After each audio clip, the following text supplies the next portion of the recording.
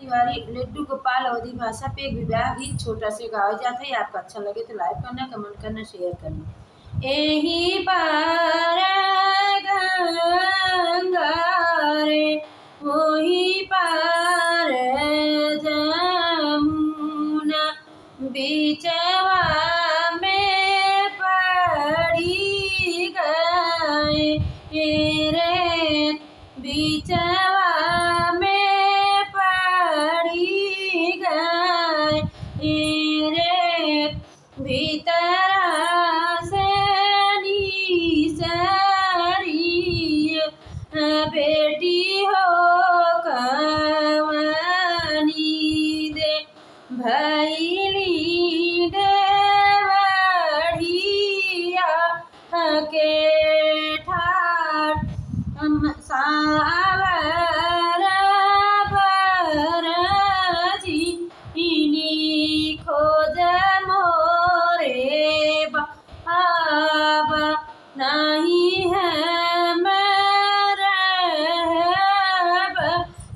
कुंवर, नहीं है मेरे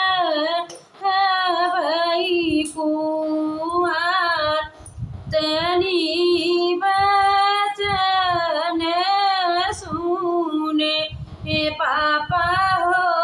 कवने लिहलेनी बेटी के बोला, तनी बचन सुने पापा हो कवने लिहलेनी बेटी सा बोला, हंसी हंसी पापा अपनी बेटी समझाव, मान बेटी बतिया हमार सावर सावर, जिनी कर बेटी सावर है श्री राम, संवरे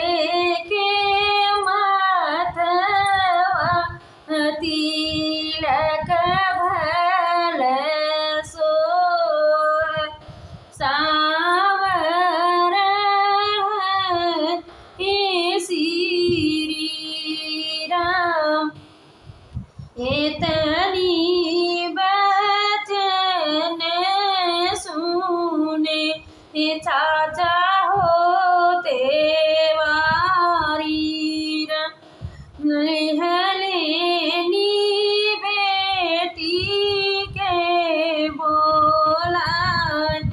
हंसी हंसी चाचा रे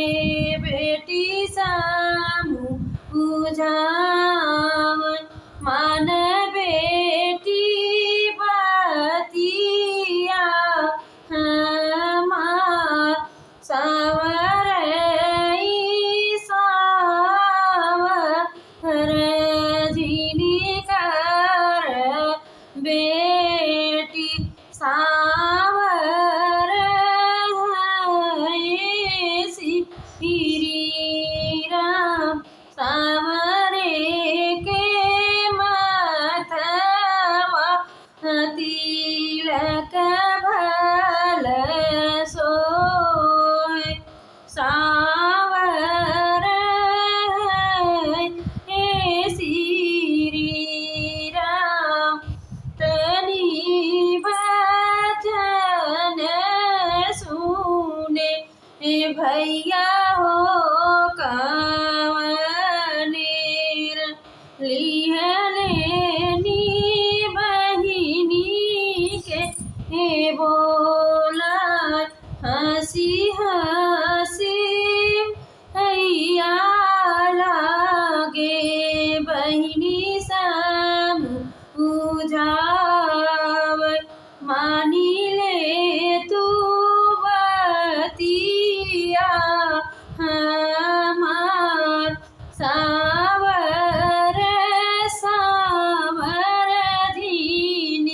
ही कर मोरी बहिनी सावर है श्री राम संवरे के माथवा तिलक भल सोहै सावर श्री भगवान। अच्छा लगे तो लाइक करना, कमेंट करना, शेयर करना। दोस्तों लाइक करना मत भूलना, प्यार दुलार की आप सबकी ज़रूरत है। राधे कृष्ण।